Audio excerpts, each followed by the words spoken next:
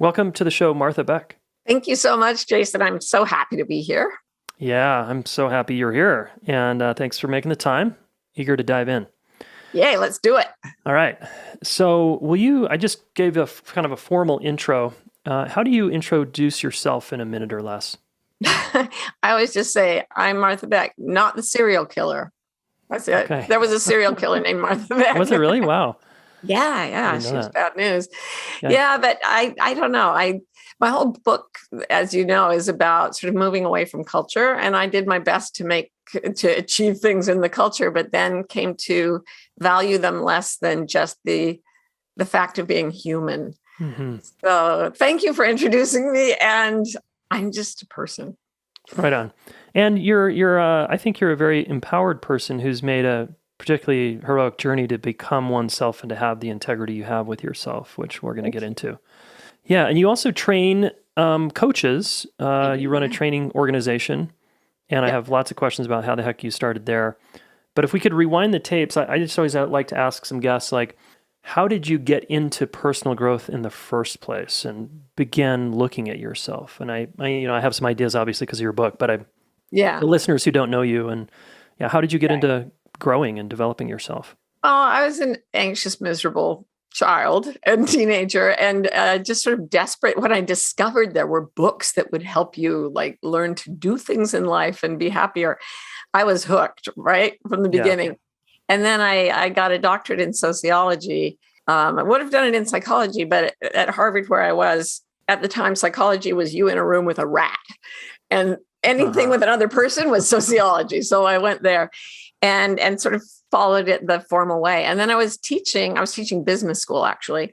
And I had 3 little kids, and I was always trying to find ways to make life work. So both in the emotional way and in the logistical way, I was always thinking very consciously about how to construct a life. And my students, they wanted to hear the part about constructing their lives instead of the business subjects I was supposed to teach. So I ended up, they hired me to run my first seminar. I mean, they did it. And I just showed up and had so much fun. And I had so many people coming back that I just decided to do it full time. Yeah. Wow. And you still have 3 kids? No more kids, just 3? Actually, I have another one. Okay. I did the thing that only a lesbian mother can do. I had a child in my 50s. Well, I guess there are people who have children in their 50s, but I have a younger partner, and she had a baby last year. Amazing. So I have a 1-year-old. Congratulations. Thank you so much. So cool. You went back in. I did. And it's so, I mean, if you needed something to do in 2020, having a baby was it. It's super fun. Yeah. I mean, I love babies. I have 2 kids, and I would just keep having them, really, if I could, and but the problem is, like, the more kids you have, the less attention they get from you, and the less, that starts to get complicated. But I was the 7th of 8 kids, and I'll tell you, growing up in a huge sibling group, it's similar to what I've studied about non-Western cultures, where there's just a kind of mass of children, and they kind of raise each other. So there's a real sweetness to me to coming from a big family. Yeah. So go ahead, like donate sperm, like have 25. Be fruitful and multiply, as the Bible, I think, says. Yeah. I mean, I grew up in Utah, so I had lots of friends with 6 siblings, 9 siblings, 10 siblings, which was pretty wild, right? Yeah, it is. And we were talking about it a little before the podcast, and holy smokes, I would not put my worst enemy through a childhood in Utah. As a non-Mormon kid. Holy smokes. Yeah, it was interesting. It's maybe a time for another conversation over tea or something someday. But I do want to ask you about your experience leaving the church. Now, some people grow up in, certain faiths, certain religious doctrines, and many people stay and some people don't. And what was it that about your journey that had you start to question the beliefs that you were sort of indoctrinated into? I'm curious, what had you start to self-reflect? I'm imagining there was some pain there and confusion. Well, first there was the fact that nothing I was being taught in religious terms, matched anything that I was learning from the secular world. And I happen to have the kind of brain that is very into science. And it just didn't work very well. But I just sort of pushed that to the background because of the incredible social pressure not to leave the church. But then when I was in graduate school, I had a child who was prenatally diagnosed with Down syndrome. And everyone at Harvard was the opposite of Utah, right? I was told that it was like having a malignant tumor. This is what my doctor said, and not letting him remove it. But I was late in the pregnancy. I was very bonded to the baby already. So even though I was pro-choice, it was like, I already love this kid. You're not asking me whether or not I want a baby. You're asking me what kind of a human life is worth keeping. And you know what? When I go deep, deep, deep inside myself, I think he's worth keeping because he can love, he can experience joy. He can bring joy to other people. Like I could get knocked on the head by a falling icicle at Harvard. They're everywhere and end up in the same place. So I kept him. And what it gave me was this, for the very first time, because I was only 25, Mormons breed young, as you know. And it was the first time a massive authority presence had told me to do something really clearly. There were 5 doctors there that wanted, and they all said the same thing. All my academic advisors said, either have an abortion or put him in an institution at the very least. Why would you waste your education raising such a child? God, and I was like, I would look at them and go, wow, you're really smart. And you're also kind of dumb. Yeah. Right. With your head, but you don't know a lot with your heart, with your soul. And so I had to figure out what was true for me. And what was true for me was I loved that kid, and I still love him to this day. He's one of the lights of my life. So then I went back to Utah because I was I just couldn't handle the pressure anymore. And people would I went back to Harvard after the baby was born, and I had him on a little pack in front of me. He's this adorable little baby, and everyone knew he had Down syndrome already. And I walked around doing business and stuff with this brand new baby, and no one mentioned it. It was like he wasn't there. It was so weird. And I was just like, I can't take this. I'm going to do my dissertation back in Utah where everyone will agree with me. So off I went to Utah, and then I was surrounded by Mormons again. And I started thinking, wait a second, that part of me that knew my truth doesn't like this any more than it liked Harvard. Like these people, they're just 2 forms of dogmatism. And I don't agree with either one of them, frankly. And now I had a sort of touchstone that I believed there was a truth. And before that, I was like, oh, everything's subjective. And so I could sort of live in a split. I lived in duplicity, half acting Mormon and half acting academic. And you were married at the time? I was married, and my husband was the same. We grew up in the same small town in Utah. He also went to Harvard for undergrad and graduate school. So we were very much alike, and both of us left the church. And having him to go back and forth with, as well as this experience of finding my own truth and realizing that, when I violate my own truth, I have truly lost myself. And I just thought, I can't be a member of an organization that believes things that I think are crazy. And when you say you violate your own truth, how did you know what were the signs and symptoms of violating your own truth? What did that look like? Yeah, the biggest one for me from childhood was racism. I was told growing up, Mormon, everybody should be Mormon, but people of African descent could never hold the priesthood because they had in the pre-existence before this life, they weren't valiant enough in defending Jesus. And that's why they were born with dark skin. Whoa. And I remember just thinking, that is stupid. And I didn't know any Black people, but I just remember thinking that's just everything in me kicked back against that, even as a young child. And it was still one of the biggest things for me as an adult. Like, I cannot be part of an organization that teaches that kind of stuff. I almost used a bad word. That's okay. That's welcome here. Good. Bullshit's Bullshit. Yeah. And it was and so much of it just, if y'all out there have seen or heard the soundtrack to the Book of Mormon, the musical on Broadway, they're not exaggerating. Right. It's that crazy. And every man gets his own planet and enough women to populate it. It's just weird. Sorry. yeah, no, it's fine. You have life experience to warrant your opinions here and all that. And I'm curious, like, so some of the signs and symptoms of, and when I think about how also the listener can recognize symptoms that they're out of integrity, that they're Right. living according to someone else's values.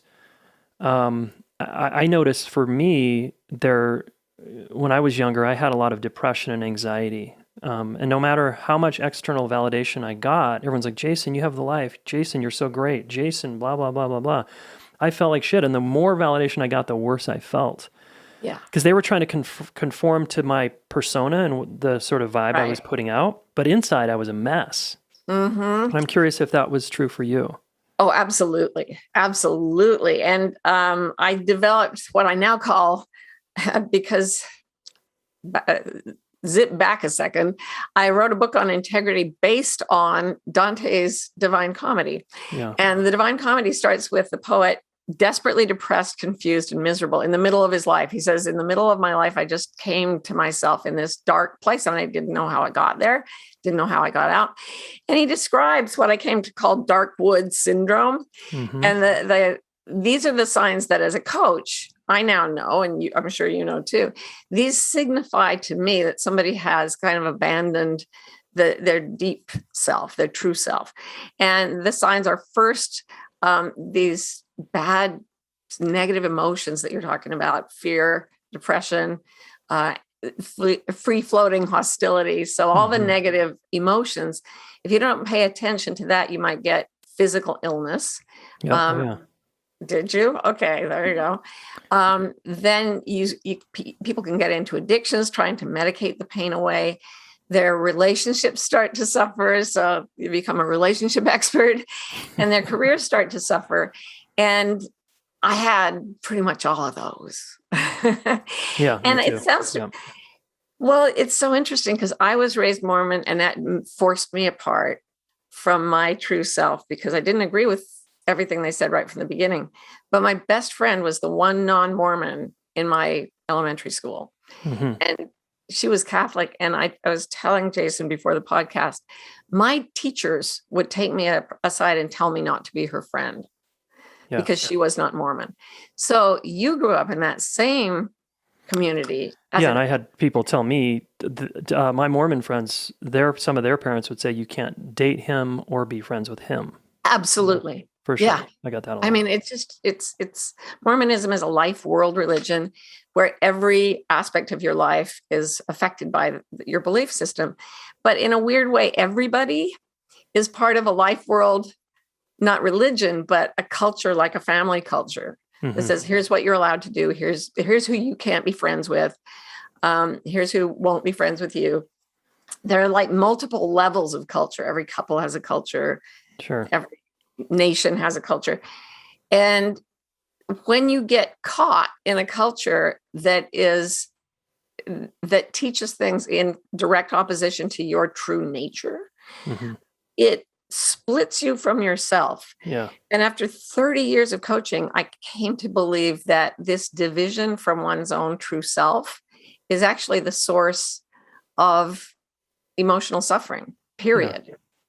Absolutely. And that's why all the wisdom traditions say the truth will set you free. It's not like this set of rules and regulations will set you free. It's that which is inside you needs to take you away from everything that pressures you to abandon it. Yeah, completely. Yeah, I call this the core like inner conflict. Yeah. That most humans have. And there's like I love how you write it about in your book, and this work of being in integrity is like coming back into alignment, right, with who you are. Yeah. In your truth and your true north, true direction, whatever. Yeah. And it seems like so many people, especially in relationships, and like you're saying, their culture, a lot of us grew up in cultures, whatever the culture was, that had us abandon our truth, our true self, and conform to the culture, right? Right. And then that's this inner split, this conflict.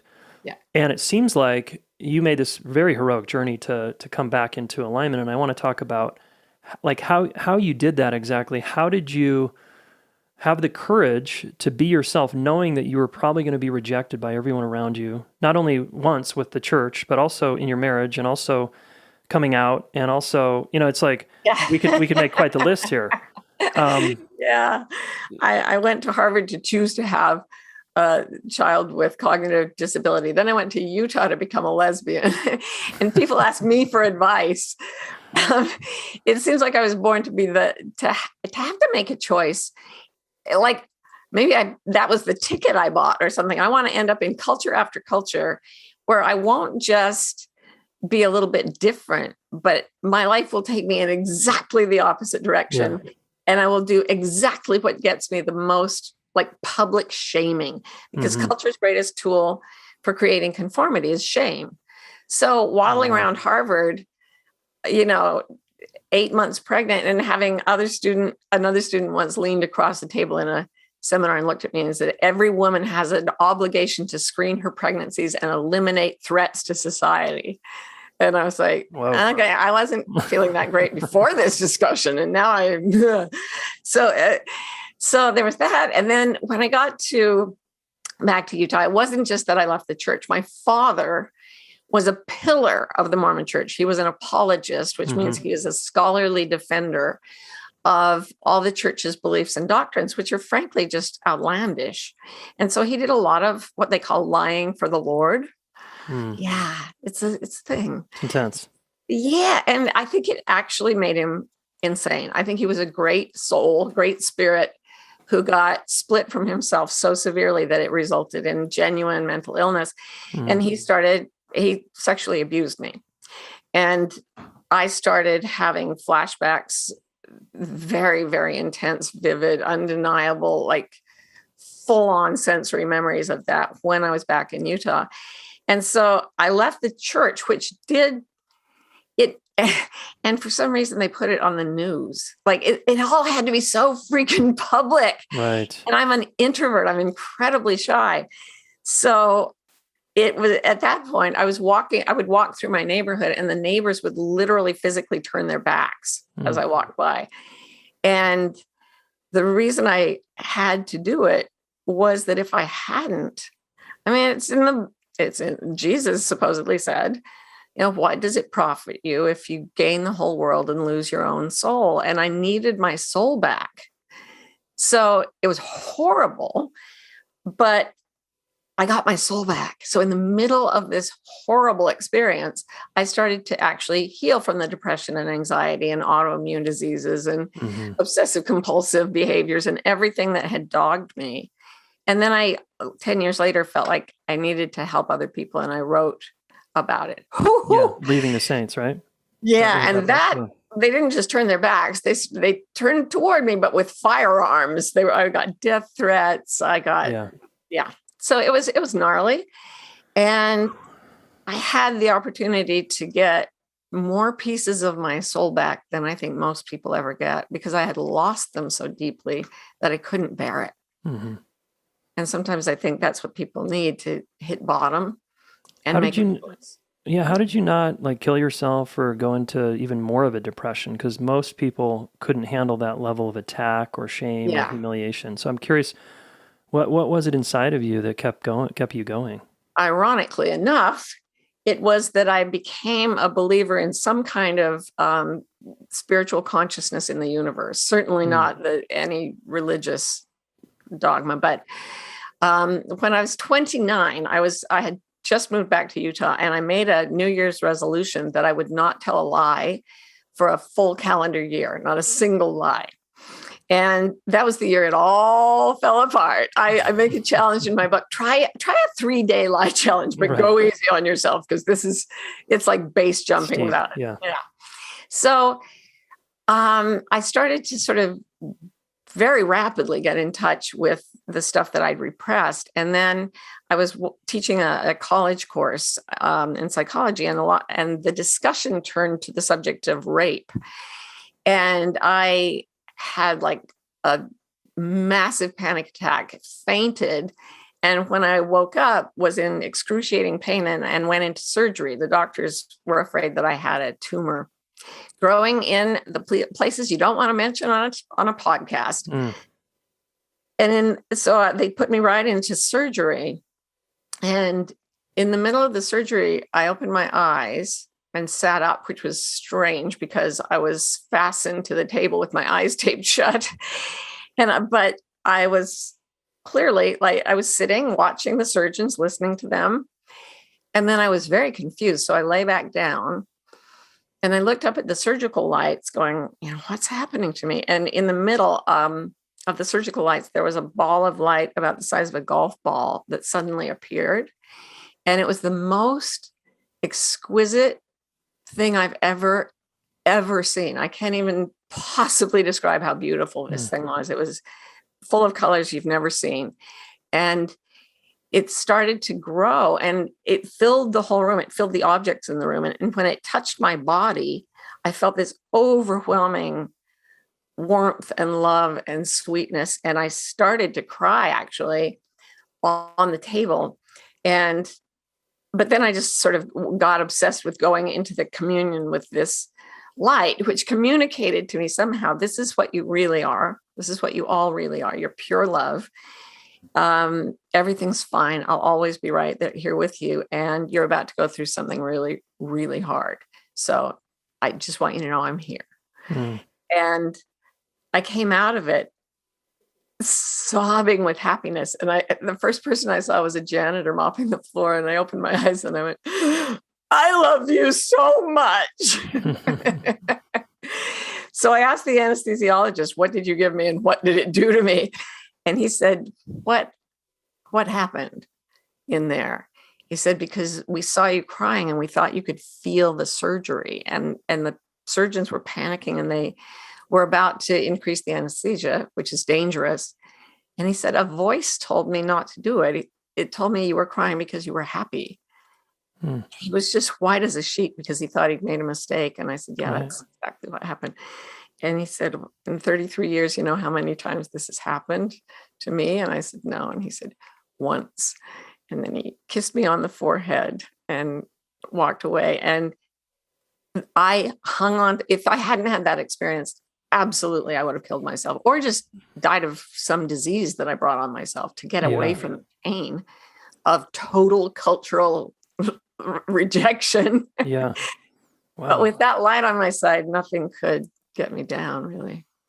So in that moment, it sounds like your life turned around. Like there was a deep experience of light, and you saw a new reason for living and a somehow new meaning. It was deeper than that. It was a fundamental basis of who we are underneath what we call life and death. It was something so huge. It was like, it really is like in the mystical texts, they always call it waking up, because it literally was like, oh my God, that world was such a nightmare. I thought that was the end of things. I thought I was that body and I was living in this world alone. And it was a sense of a conscious presence throughout the universe of something so exquisite, so beautiful.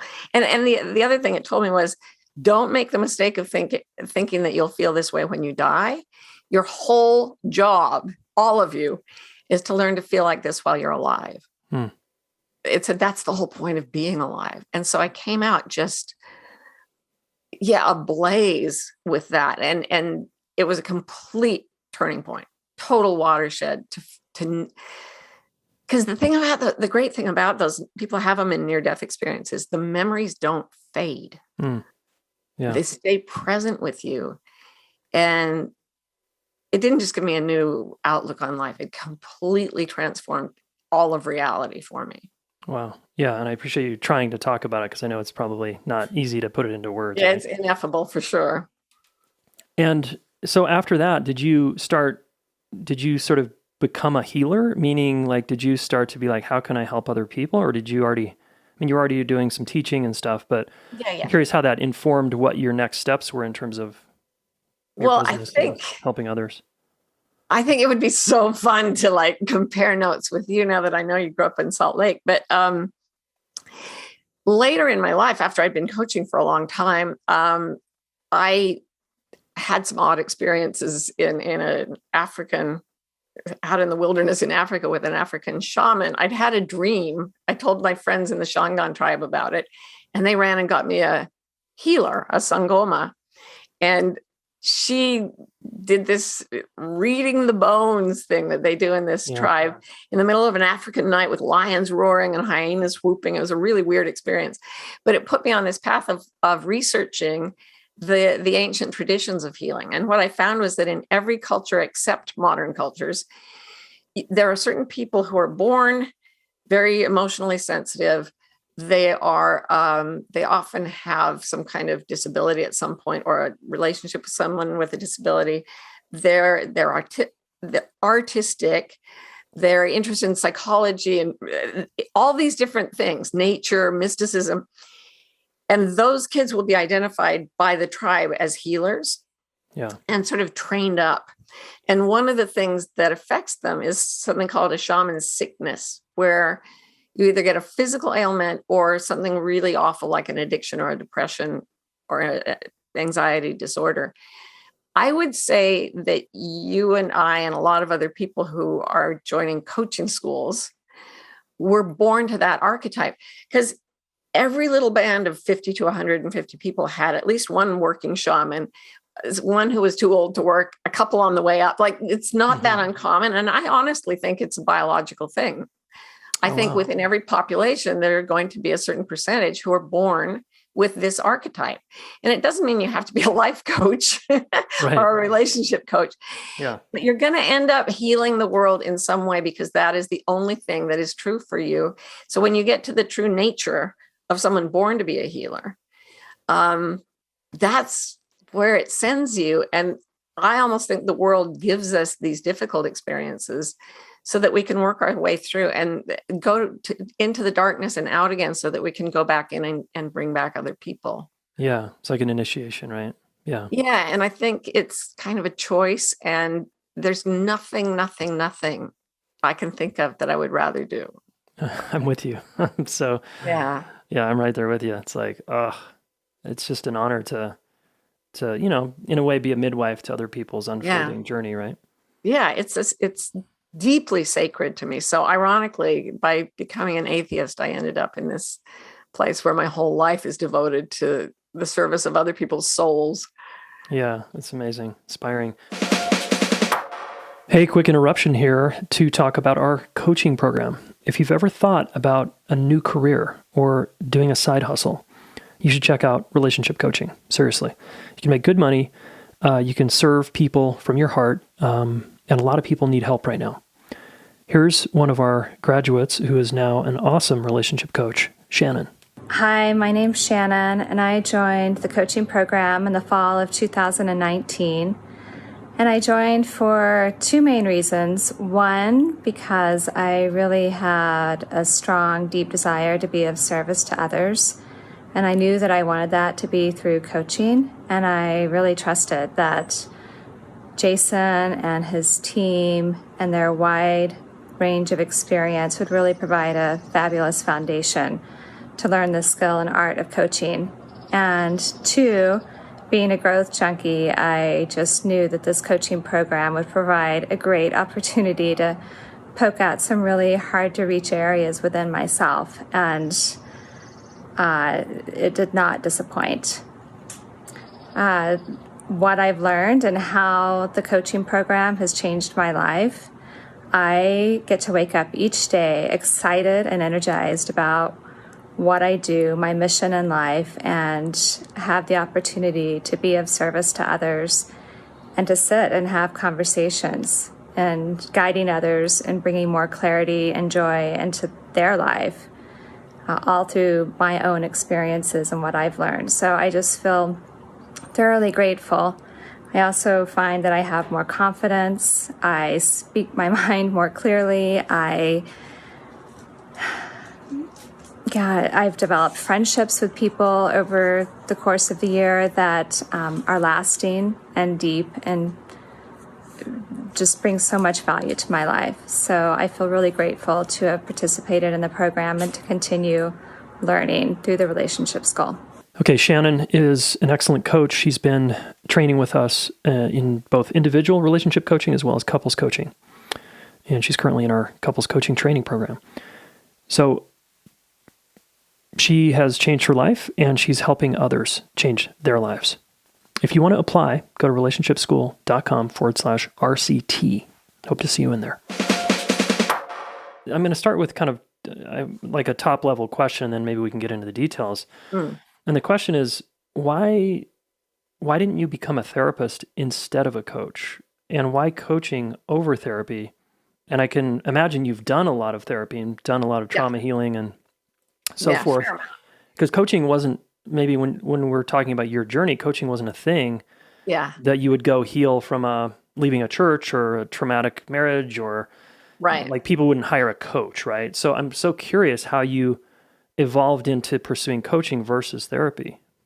Yeah, the first thing was that therapy was part of the academic tradition. And the academic tradition, just like Mormonism left out my scientific mind, the academic mind left out the components of heart and soul to even therapy. You know, a therapist can only go so far ethically in getting off the pedestal of authority and being in total like emotional resonance with the client or able to hug the client even sometimes, things like that. Mm-hmm. So I started out thinking, okay, I'm going to train to be a therapist. And then I had, the other thing is that there's a separation between the idea of therapy and your outside life. There's like your psychology, and then there's your career and all the stuff that we all have to do for life. And I think that's an artificial distinction. So when I was a working mom, finishing my doctorate, writing my first book, and I had 3 kids under 5, one with a disability, and I had autoimmune illnesses that were keeping me almost bedridden. I was like, therapy isn't enough. I need to be able to help people navigate the structures of the world and navigate their cultural context, and not just by trying to fix what's inside their heads, but by creating a unified sort of approach that takes into account what they will have to do pragmatically, how they can make money, how they can, a lot of things that aren't in the therapist's purview. And so I tried to create a methodology. After people started coming to me, I made it for myself. Yeah. And then when people wanted me to teach them what I was doing, I sort of solidified it into a methodology of how to choose your life. Yeah. Especially at a time like this, where we're in the middle of such unprecedented, accelerating change that it's almost impossible to predict what will happen next week. Right. You know? Totally. Yeah. Well, so you started looking at the whole person and seeing how they're showing up in their life, and if I'm kind of understanding you at all, and getting them in choice about all the choices they're making, and then again with your new book, and probably what you were teaching well before you wrote this book, is getting in integrity, right, with who they actually are. Yeah. Yeah. I remember saying I was in therapy right after I started having all the trauma memories. I just had to. And I was getting all this pressure from around me. And I went to my therapist and I said, I feel like, geez, I'm in a prison camp with people watching me and like hitting me. And she said, well, let's go back to your childhood. And I said, that's like telling someone who's actively in prison, I don't want to get shanked in the shower, and then saying, let's go back to your childhood and find out why not. No, I am literally in danger of being shanked in the shower. Like, let's talk about how a human being can exist in a really scary, difficult, chaotic world where the culture of Western materialism, by the way, dominates everything and is messing it all up very badly and breaking a lot of hearts and not giving them a place to heal. Mm-hmm. Like I am really countercultural. Yeah. And so are you, in your methodology around coaching and training coaches, do you discourage going into the past? No, not at all. There's a 4-part sort of cycle that I think we go through every time there's a massive change. And the whole training is based around that. And it starts when a catalytic event of some kind impacts you, and you have, like the pandemic hitting us all, suddenly there are big changes to be made in our lives. And what that does is it takes away all the familiarity that we're used to, and it starts to dissolve our sense of self. Now, at this point, very therapy-like techniques are very appropriate. You create a cocoon for your client. You help them grieve their losses. You know the grieving cycle and how to help facilitate it. You're there for them. But then they get to a place where a new self starts to emerge. And the metaphor I use is that a caterpillar, when it goes into a chrysalis, doesn't just grow wings, it dissolves into a liquid. Totally. So the dissolving That's a process. we call it square one, and that's very therapy-like. But square two is where the butterfly starts to form. Once it's dissolved, this new being starts to come forward. And I call it dreaming and scheming. And it's when people start to begin dreaming about the life they want to have. And it will not be what the caterpillar expected. Right. That's the exciting thing. It's never what the caterpillar thought it wanted. Yeah. And it comes up, and then there's the next stage is where the new self is fully formed and wants to go out into the real world. And that's like the butterfly coming out of the cocoon. It's very scary. It's a lot of struggle. Like if you're building a new business, a new relationship, and that part only, it ends when you've figured out how to function as the new self in a way that's really fulfilling. It's kind of the promised land. And in there are still tools we use to help people get even better. So that there's a whole set of skills, and I try to make sure it includes some of the most powerful therapeutic skills, but is broader, actually. Yeah, cool. I'm hearing, a much bigger context here. And so trauma, how do you reconcile trauma with coaching? Because so many coaching these days, you can, take a 6-week or 30-day course and be a coach, right? And then especially if we're talking about relationship coaching, there's obviously lots of trauma in people's lives. And something we navigate over here is like, I'm trained in trauma, but it can be a slippery slope of training coaches to facilitate trauma when it's just like, I think we need to refer out. So I'm just curious how you've navigated that over the years. I tell people ethically, you have to agree that if someone presents with an event that happened to them and you are not absolutely sure that you can put your arms around that and understand that, you will refer them to a therapist who is trained in trauma. And then if they want to keep you as a coach or come back after their trauma is resolved, that's fine. But we do not say that we heal trauma. It's a specialized field that is, as you know, because you're trained in it, you've got people's hearts in your hands. It's like brain surgery. It's a big deal. Yeah, it's intense. It can get very intense. Yeah, big deal. And you can deal with the periphery of that with my system of coaching, but the trauma itself, I send people to specialists. I'm not messing around with that. Yeah, totally. Yeah. And then when did you, just because I started this relationship school many years ago, and I'm just for my own selfish reasons, I have a question about how you started. When did you decide to train other people in what you do? You talked a little bit about it earlier, but that's a big undertaking. And as you know, like the challenge is I had no idea what I was going to be dealing with when I stepped into that role. Neither did I. Otherwise we would not have done it, would we? Right. Exactly. No, as I said, I'm really introverted, and I figured out this system for myself, and people kept coming and asking me to coach them. And so I thought, I'm just going to write it all down in a book. And that way I can say, here, $24.95, we're done. Everything I know is in the book. Go away. Right. And it backfired horribly. Like everybody who read the book came and wanted coaching. So I was like, well, not everybody. Show me how, coach. Exactly. Yeah. And they wanted, and so finally I said, I can't, there's too much demand. There is frankly, and there's still too much demand because we don't have the old pillars of the society used to be things like religion and in some countries like the Communist Party, we don't believe in that stuff anymore. So we need a guide through all this, this chaos. So I said, I will train you and I will, find a method to do that. And fortunately, I was trained in how to be a teacher by my academic background. And I started really small. I did 12-person trainings. Totally. And it just never stopped growing because the need is really huge. And I got more and more part of my whole integrity book was like, I went in and I thought, I got to make this as good as like people are seriously coming to coaches. We've got to get serious about what's always been kind of a fluffy profession. Yeah. Yep. Like it's not taken that seriously. And I'm like, wait, people are relying on this. I got to get the science behind it. I've got to get absolute integrity in my staff. And it's not easy. And again, wouldn't do anything else for all the tea in China. Right. That's cool. And you talk about in your book, soul teachers and inner teacher.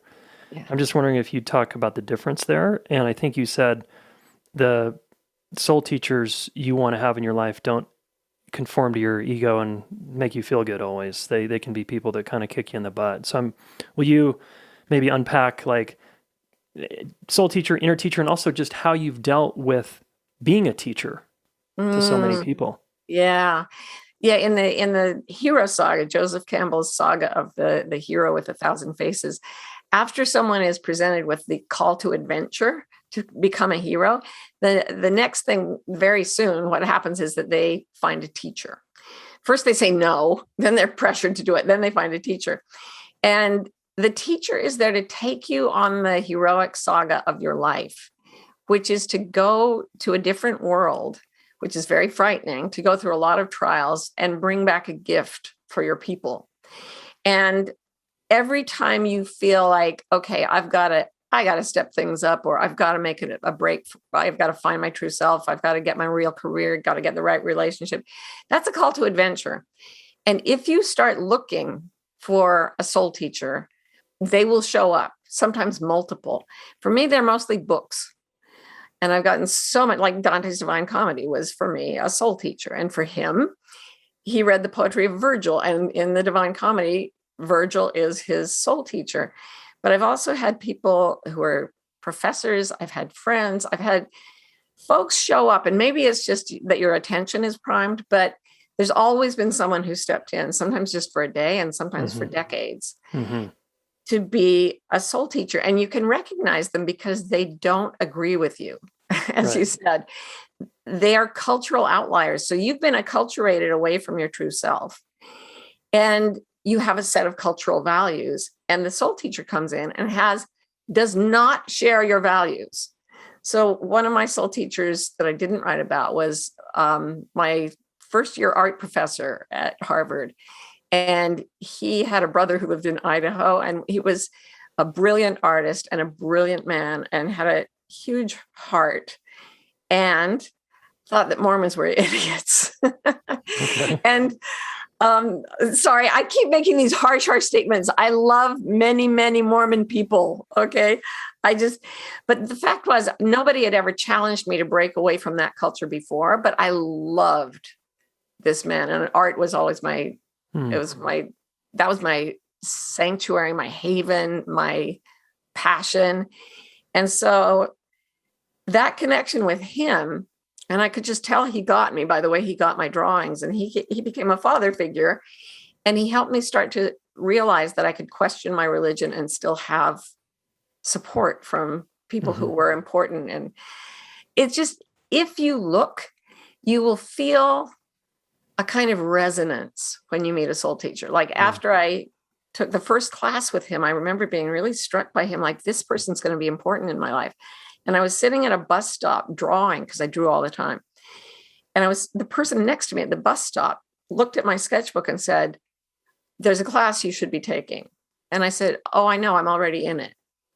And then I said, "What? Who do you mean?" And she meant this particular professor. I have no idea who the woman was. Never saw her again. Why? Wow. These little magical things happen. Yeah. And if you become a coach, you'll find yourself being moved towards certain people to help them. And that's really fun too. Totally. Yeah. One of my favorite soul teachers in my life, I loved what you said, because they don't value necessarily what you value, doesn't value relationships. This person doesn't value relationships. Fascinating, right? And that's my thing. But man, what I've learned from this human being is unbelievable. I bet that gives you a real ballast so that you don't get over involved in relationships. I think so. Like it keeps me, because I can get really myopic about relationships sometimes. So yeah, it does. Thanks for that reflection. It totally does. Yeah. That's It's a good balance. fascinating. Yeah. They're all around us. And in terms of how have you dealt with being a teacher, because you stepped into that role not only on the academic side, but training coaches. You're a teacher and teaching about life. You're teaching, right? You must receive tons of projections. There's been stuff you've had to navigate over the years. Oh yeah. How have you navigated those waters over the years? There's a line. It's so funny. Now I quote lots of things, but I also quote scriptures that I didn't believe in. I don't believe in them literally, but there's a line in the Old Testament where Moses is going to be, the burning bush talks to him or whatever. And it says to him, Moses, take off thy shoes, for the ground on which thou treadest is holy. And whenever I go into somebody allows me to be their teacher or their coach, those words, I feel like I need to take off my shoes. The ground I'm going into is holy. And I try to drop my ego completely. So I've had people come at me in person and online and like do mother projections and all kinds of things. It just happens always. And the job is, because if my ego's gone, if my shoes are off, the only thing that's there is that light, because that memory never fades. And so I feel like when I am on the phone coaching, I can feel in my own body sometimes what's happening in the body of the client. And I'll say, is this what you're feeling? I always check. Mm-hmm. But it's as if there's a connection, since that light knows itself to be all people, not just me. I find a direct connection. And when they come at me like that, what I experience is a compassion for their suffering. If my ego's on board, I just hide under a bed. I'm not perfect. Yeah. I can relate to that. Yeah. Holy crap. It gets gnarly out there. Yeah. But if I'm face to face with someone, they can come at me screaming and yelling, and they have. And I'm just like sitting there going, we are both love. That's all we are. Mm-hmm. And if you sit with someone who's hysterical or raging, and you never, ever offer any resistance or become ashamed or become afraid, if you just are there. Yeah. Sheer presence is what most people are looking for, what they didn't get from their childhood or their relationship or whatever. And if you just sit there present as the quality of love and being, they run out of negative energy really quickly. Mm-hmm. And then they just start to tell you what's really wrong. And that's exquisite. Yeah. Don't always. I mean, I've worked with psychopaths too. They never get better. Yeah. Well, that's a good thing for me to continue to aim for. That's helpful reminder. Thanks. Oh, you just have to hack at your own ego. If somebody presses my buttons, I got to get rid of that button. It's a lack of integrity on my part. Yeah. Because if they can punch my buttons, then that part of me is caught in believing something that isn't true. Yeah. Yeah. And those buttons become helpful growth opportunities, right? Yes. And so much fun. Yeah. Fun, kind of, with an asterisk. Uncomfortably fun, right? Not fun, actually. Yeah. Yeah. Couple more questions here as we wind down. Yeah. When you encounter, I love asking people like you this, that are really in the trenches with people for years, is what's one piece of advice for coaches listening or therapists when they have a client who is stuck in their victim seat, blaming everybody else? Like, what is your move there? That is, okay, first of all, you may be dealing with a sociopath, because sociopaths, the one strong emotional front they put out is self-pity, and they love being pitied, and they tend to be therapy and coaching addicts, some of them. Mm-hmm. But people think sociopaths are like, I will rule the world. They're not. They are they see themselves as victims. And I have spent years trying to work with psychopaths or sociopaths who are presenting as victims to try to help them. But here's the thing. Say I'm in a group and there's somebody who has a genuine source of pain. They're going through a divorce. They've lost someone, whatever. Sure. everyone in the group feels this intense desire to surround them with compassion and hold them and allow them to heal. Mm-hmm. Then the next person goes, and that person wants some of that delicious attention, but this person isn't really suffering from a trauma, just presenting as a victim. And I guarantee you, every single person, including the therapist or the coach, will want to get away. Like there is nothing you can feel. Your neocortex is processing 40 bits of information per second, which is impressive. But the bigger part of your brain and your amygdala, which has been evolving much longer, is processing 11 million bits of information per second. And it knows when a victim really is someone hurting who needs to be held or is playing the victim card to get attention. Mm-hmm. And it is so clear in your own body. You will not want to be there with someone who's just playing the victim. People who are genuine victims, you do anything to help them. So trust yourself.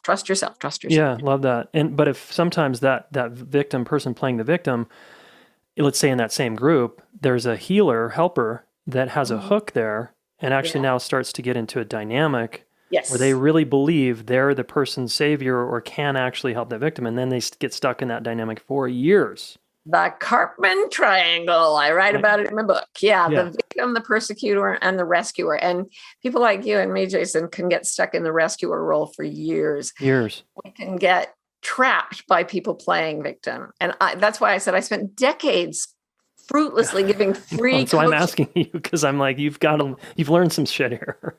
Yeah, fire them. I remember this one woman, she just drove me crazy and I would feel, what kind of bad coach am I? And one day she told me her house had burned to the ground. And this is when I was seeing people in person. So I drove to her house to take her a gift basket and it was fine. Like there was a scorch mark on the sidewalk. I think something burned there. Gave her the idea. Anyway, I was like, oh, fool me once, shame on you. Fool me twice, shame on me. So I fired her. Yeah. Yeah. And I would really suggest you do the same in similar circumstances. There's just some people that can't be helped, right? It's like, it's okay to acknowledge that they're stuck, they're getting something out of that position. And it's okay to not have a solution and not know what to do and move on. That's okay. Actually, the most productive thing you can do for them, say they were born in a victim system and they just are that way because that's how they were socialized. Yeah. By saying, no, I don't get the feeling this is real. I don't like it. It's really icky. It's not making me feel, in nicer language than that, but just gently telling them the truth. It actually can be the first wake-up call to some people that playing the victim it's not necessarily good and there are other options. So by firing them or at least bringing it up, you're doing the best you can for them as a coach. Yeah. To help them wake up. Yeah, that's right. That might be the thing, right? It's like breaking up with someone. You finally have the courage to end a toxic relationship or even just a stuck relationship. The other person that's a wake-up call. They're like, shit, I just got left.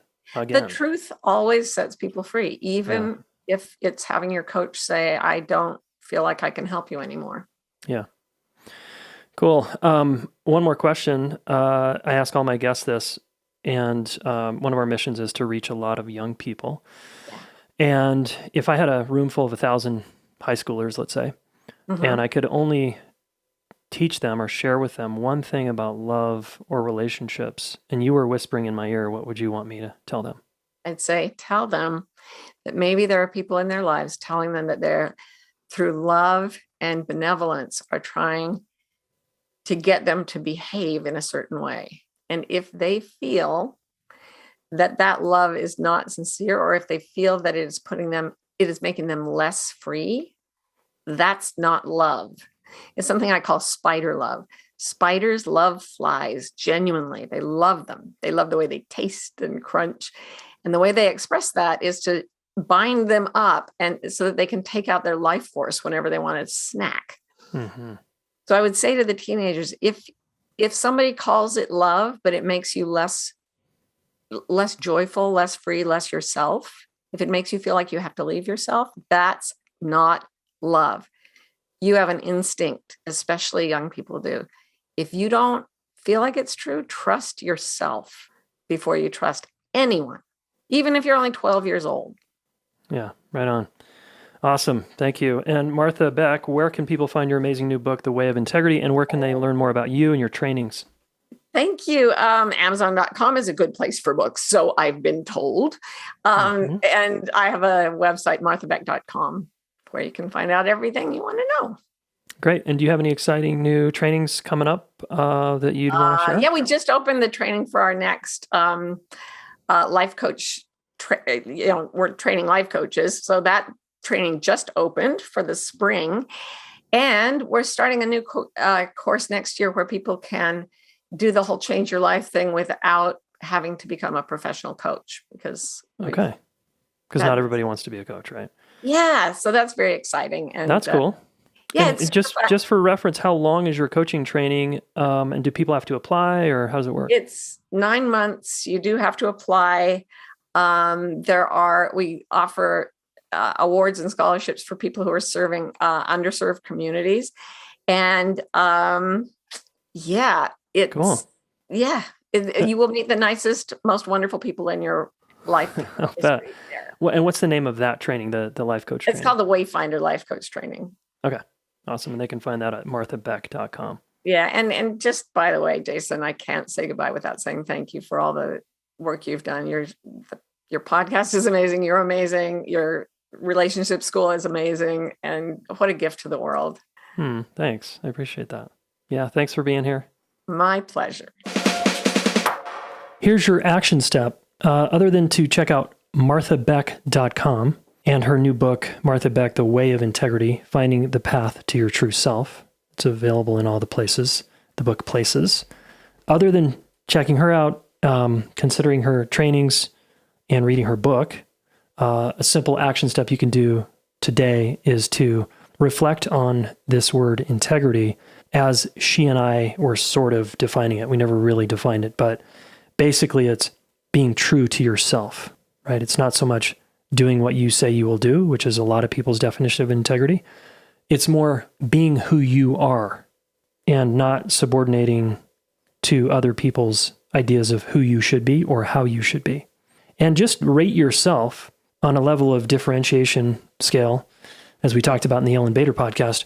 How much integrity do you feel like you have on your journey right now? 10 is high level of integrity, 0 is none.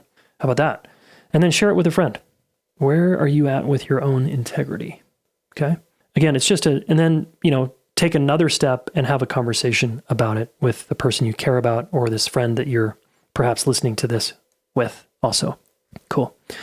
Thanks, y'all, and we'll talk soon. If you're in pain relationally and you need immediate support, our coaches can help you. I've trained almost 100 coaches at this point, relationship coaches that are amazing humans, and they have the chops to help you get through this hard time, this hard moment you're going through. Or if you want to actually hire a coach and have someone in your corner to continue to up-level your communication skills, your listening skills, your conflict skills, these folks are incredible. Okay. So all you need to do is go to relationshipschool.com/MRC. That stands for My Relationship Coach. So relationshipschool.com/MRC. All right. If you want immediate, direct, effective help, check them out. Hey, thanks so much for listening. Please subscribe to this YouTube channel. Share one of these videos with a friend. We want to help the planet get their act together around relationships. And you are one of them, so thank you.